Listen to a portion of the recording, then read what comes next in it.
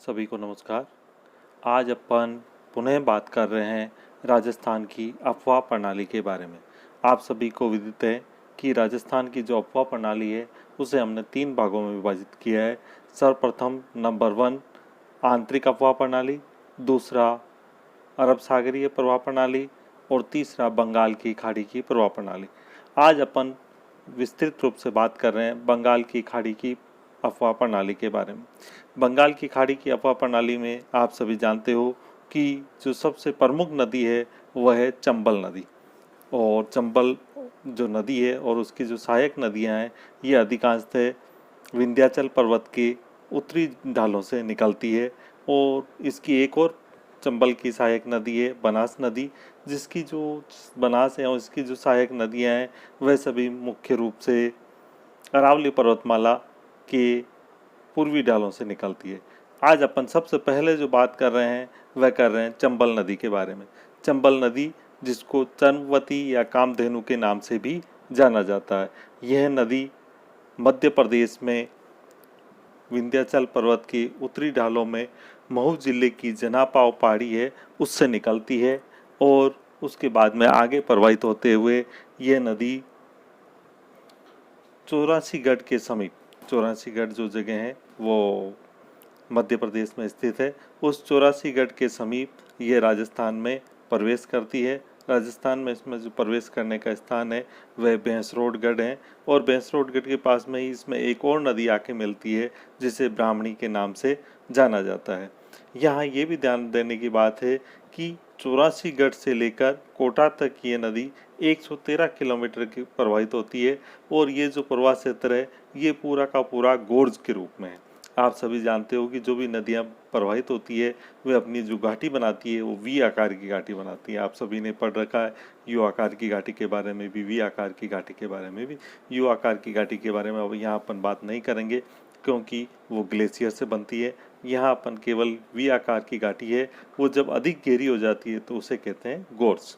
और हमारी जो चंबल नदी है ये भी चौरासीगढ़ से कोटा तक 113 किलोमीटर की लंबाई में एक गोर्ज में प्रवाहित होती है। इसके बाद ये नदी जब भैंसरोडगढ़ के पास पहुंचती है चित्तौड़गढ़ जिले में, तो उससे 5 किलोमीटर आगे पहुंचती है तो यहाँ एक प्रसिद्ध जलप्रपात बनाती है जिसे हम कहते हैं चूलिया जलप्रपात।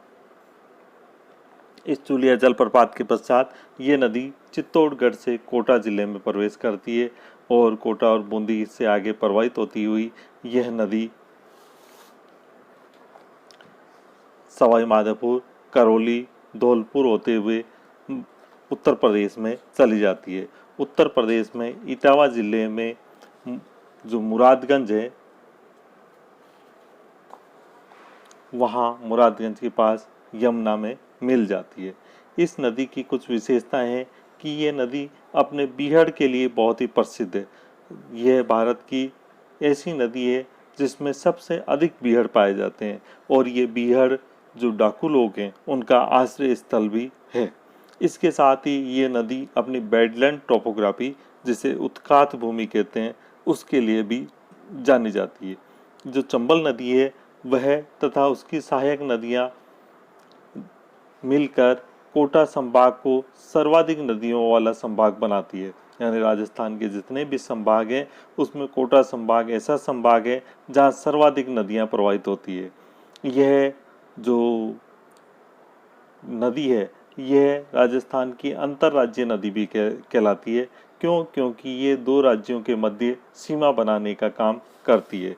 जैसे ही ये नदी सवाई माधोपुर, करौली, धौलपुर में प्रवाहित होती है तो यह नदी न केवल 2 जिलों के बीच में बल्कि 2 राज्यों के बीच में भी सीमा बनाती है। इसी कारण ये नदी को अंतर्राज्यीय नदी कहा जाता है। यह नदी सर्वाधिक सतही जल रखने वाली नदी है और सतही जल की अधिक मात्रा होने के कारण ही ये राजस्थान की नित्यवाही नदी या 12मासी नदी भी कहलाती है, जिसमें 12 महीने आपके जल पाया जाता है। इसी कारण इस नदी के किनारे अनेक नगरों का विकास हुआ है। जैसे राजस्थान में एंटर करते ही चित्तौड़गढ़ जिले में रावत भाटा जो नगर है वह इस नदी के किनारे विकसित हो रखा है। उसके बाद में हमारी औद्योगिक नगरी और वर्तमान समय में शिक्षा नगरी कोटा भी इसी नदी के किनारे विकसित है।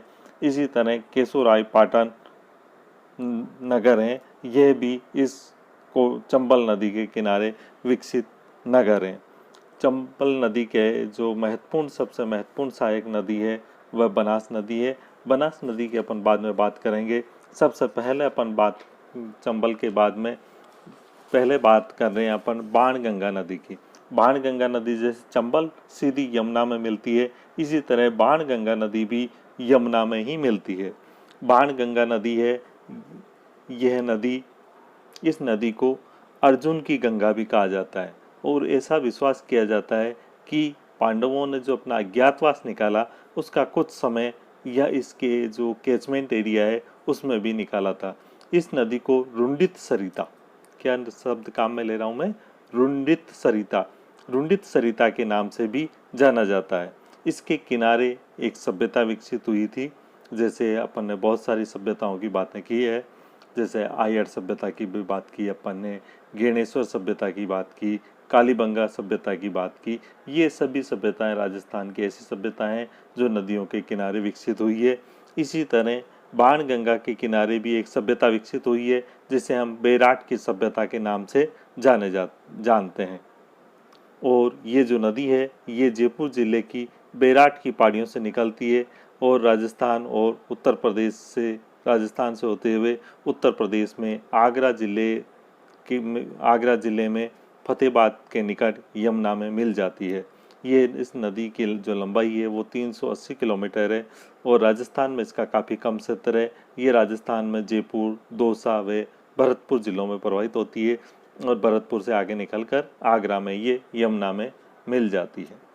तो ये ऐसी नदी है बाणगंगा नदी जो सीधी जाके यमुना मिलती है, इसका चंबल में लिंक नहीं है। दूसरी सीधी यमुना में मिलने वाली नदी है जिसे कहते हैं गंभीर। यहाँ ध्यान देने की बात है कि ये जो शब्द नदी है वो है गंभीर, ना कि गंभीरी। गंभीरी नदी अलग है जिसके बारे में अपन बाद में अध्ययन करेंगे। यहाँ अपन अध्ययन कर रहे हैं गंभीर नदी के बारे में। गंभीर नदी जो करौली जिला है उस करौली जिले की जो पहाड़ियाँ हैं उनसे निकलती है। तो गंभीरी का उद्गम होता है करौली की पहाड़ियों से और भरतपुर में बहती हुई यह नदी आगरा के निकट यमुना में मिल जाती है। यहाँ ये ध्यान देने की बात है कि जो गंभीर नदी है उस गंभीर नदी पर एक प्रमुख बांध बना हुआ है जिसे पांचना बांध कहा गया है। ये पांचना बांध जो अपने काफ़ी अलग, जब अपन बांध पढ़ेंगे तब इसके बारे में पढ़ेंगे, लेकिन यहाँ आप अच्छे से ध्यान रखें कि गंभीर नदी पे जो एक बांध बना हुआ है जिसका नाम है पांचना बांध, जो भी अपने बांधों के अध्ययन में सबसे महत्वपूर्ण बांध है।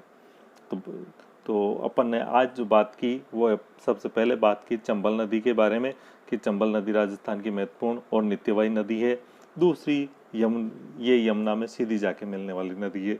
दूसरी अपन ने बात की बाणगंगा नदी के बारे में। बाणगंगा नदी जो कि रुंडित सरिता है, इसे अर्जुन की गंगा भी कहते हैं। इसके किनारे बेराट सभ्यता विकसित हुई है और ये जयपुर जिले की बेराट की पहाड़ियों से निकलती है। तीसरी अपन ने नदी की बात की गंभीर नदी के बारे में। गंभीर नदी करौली की पहाड़ियों से निकलती है और ये आगरा के पास यमुना में सीधी जाके मिल जाती है और इस नदी पर एक बांध बना हुआ है जो बांध बहुत ही प्रसिद्ध बांध है जिसे पांचना बांध के नाम से जानते हैं। इसी प्रकार ये जो चंबल नदी है इसकी एक प्रमुख सहायक नदी है जिसे हम काली सिंध नदी कहते हैं। काली सिंध नदी है, ये भी अधिक फेमस नदी है। क्यों फेमस है? क्योंकि इतिहासकार भी इस नदी को याद करते हैं। काली सिंध नदी को इसलिए याद करते हैं इतिहासकार क्योंकि इस नदी के किनारे एक प्रमुख किला बना हुआ है जिसे हम जल दुर्ग के नाम से भी जानते हैं। जैसे भैंसरोडगढ़ के बारे में अपन बात की, यह भी ब्राह्मणी नदी के किनारे विकसित है और ब्राह्मणी नदी के किनारे ये विकसित भैंसरोडगढ़ किला जो कि राजस्थान का वेल्लोर भी कहलाता है। भैंसरोडगढ़ का किला राजस्थान का वेल्लोर कहलाता है। और अपन बात कर रहे थे काली सिंध नदी की। काली सिंध नदी के किनारे जो किला विकसित है उसे कहते हैं काली सिंध नदी के किनारे विकसित जो किला है वह है गागरोन का किला। ये जो गागरोन का किला है ये भी जल दुर्ग है और ये जो जल दुर्ग है या किला है इसके चारों तरफ जल प्रवाहित होता है। इसके एक और काली सिंध नदी बहती है और काली सिंध और आहू जो नदियां हैं उनका संगम होता है इसी के किनारे, और संगम करके और ये दोनों नदियां आगे पुनः इसी के चारों ओर प्रवाहित होती हुई आगे बढ़ती है। अर्थात इस जो गागरोन का किला है इसके तीन ओर नदियां प्रवाहित होती है और एक और खाई खोदकर एक नहर बना दी गई है। तो ये पूरा का पूरा जो किला है वो जल से आवर्त है। अपन यहाँ थोड़ी सी बात कर रहे हैं काली सिंध नदी के बारे में ही, किले के बारे में बाद में बात करेंगे। जो काली सिंध नदी है ये चंबल की सहायक नदी है और ये मध्य प्रदेश में महू जिले में देवास के पास जो बागली गांव, कौन सा पागली नहीं, बागली गांव है, यहाँ से ये नदी निकलती है। और यहाँ से निकलते हुए ये नदी गागरोन का जो किला है उसके पास इसमें आहू नदी भी आके मिल जाती है और आगे प्रवाहित होते हुए नानेरा एक ग्राम है, उस नानेरा ग्राम के पास यह नदी चंबल में मिल जाती है। अपन ने जब काली सिंध की बात की तो काली सिंध के साथ ही एक और नदी की बात की जिसका नाम है आहू नदी। ये आहू नदी है, ये भी काली सिंध की सहायक नदी है और ये नदी मध्य प्रदेश में सुसनेर, जगह का नाम है सुसनेर, उस सुसनेर से निकलकर झालावाड़ में नंदपुर के समीप प्रवेश करती है। ये कोटा व झालावाड़ के मध्य सीमा बनाने का भी काम करती है और गागरोन के किले के पास ये काली सिंध नदी में मिल जाती है। नेक्स्ट जो नदी की बात कर रहे हैं अपन वह कर रहे हैं ब्राह्मणी नदी के बारे में। ब्राह्मणी नदी हरिपुरा की पहाड़ियों से निकलती है और ये भैंसरोडगढ़ के समीप चंबल में मिल जाती है। ब्राह्मणी नदी के किनारे ही वो जो किला है भैंसरोड का वह भैंसरोडगढ़ का किला या जलदुर्ग स्थित है। इसके बाद अपन बात करें चाकन नदी। चाकन नदी बूंदी जिले से निकलती है और सवाई माधोपुर के पास चंबल नदी में मिल जाती है। एक और प्रमुख नदी है जिसे हम कहते हैं आलनिया नदी। आलनिया नदी है वह मुकुंदवाड़ा की जो पहाड़ियाँ हैं उन मुकुंदवाड़ा की पहाड़ियों से निकलती है और नोटाना जगह है वहाँ पर नोटाना के पास चंबल नदी में मिल जाती है। चंबल नदी की प्रमुख एक और सहायक नदी है जिसका नाम है मेज नदी। मेज नदी बिजोलिया के पठार से निकलती है। बिजोलिया का पठार भी फेमस पठार है और बिजोलिया का किसान आंदोलन भी बहुत प्रसिद्ध है। तो अपन यह बात कर रहे हैं कि जो मेज नदी है ये मेज नदी बिजोलिया के पठार से निकलती है और बिजोलिया का पठार है भीलवाड़ा जिले में। तो भीलवाड़ा जिले की जो बिजोलिया का पठार है उससे ये नदी निकलकर बूंदी व कोटा जिले की सीमा पर बहते हुए आगे जाके चंबल नदी में, बूंदी में चंबल नदी में मिल जाती है। बांजन, कुराल, मांगली इत्यादि इसकी सहायक नदियाँ हैं, ये याद रहे तो ठीक है। लेकिन इसमें से जो विशेष रूप से याद करने की बात है कि इस नदी के किनारे भी एक प्रमुख जलप्रपात है। जैसे अपन ने चंबल नदी के किनारे जलप्रपात पढ़ा, चंबल नदी के किनारे जो जलप्रपात था उसका नाम था चूलिया जलप्रपात, और मेज नदी के किनारे जो जलप्रपात है इसका नाम है भीमलत। तो इस मेज नदी के किनारे एक प्रमुख जलप्रपात है जिसका नाम है भीमलत। ये थोड़ा सा हमें याद रखने की बात है। और मेज नदी के बाद में अपन बात कर रहे हैं कुराल नदी की। कुराल जो नदी है यह नदी ऊपरमाल, जो भीलवाड़ा में ऊपरमाल जगह की है, पठार है, उस ऊपरमाल के पठार से निकलती है और आगे जाके ये नदी चंबल नदी में गिर जाती है। इसके बाद में है परवन नदी। परवन नदी जब काली सिंध नदी पड़ी थी तभी अपन ने इसकी भी बात की थी। परवन नदी काली सिंध की सहायक नदी है जो मालवा के पठार, मध्य प्रदेश में मालवा के पठार से निकलती है और पलायता जगह है 12 जिले में, वहाँ पर काली सिंध में मिल जाती है। एक और प्रमुख नदी है नेवज। नेवज नदी मध्य प्रदेश में विंध्यन के उत्तरी डालों में से निकलकर राजगढ़, जो मध्य प्रदेश में जगह है, राजगढ़ जिले से होती हुई राजस्थान में झालावाड़ जिले में कोलू खेड़ी के निकट प्रवेश करती है। यह 12 व झालावाड़ जिले की सीमा बनाती है और मेवासा जो जगह है उसके निकट परवन नदी में मिल जाती है। तो नेवाज जो सहायक है परवन की, परवन सहायक है काली सिंध की, काली सिंध सहायक है चंबल की। ये सारा आपस में लिंक मामला है एक तरह से, सारी की सारी चीज़ें। और इसके बाद अपन बात कर रहे हैं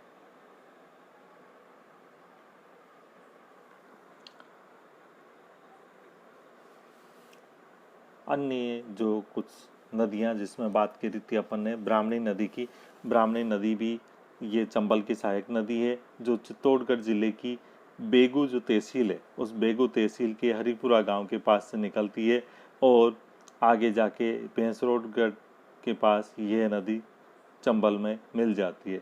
इस नदी के किनारे भैंसरोडगढ़ का दुर्ग स्थित है जिसे राजस्थान का वेल्लोर कहा जाता है। यदि हम इसे अब मानचित्र में देखें तो ये इस प्रकार हम जान सकते हैं कि ये जो नदियां हैं ये सभी हमें स्पष्ट रूप से दिखाई दे रही है।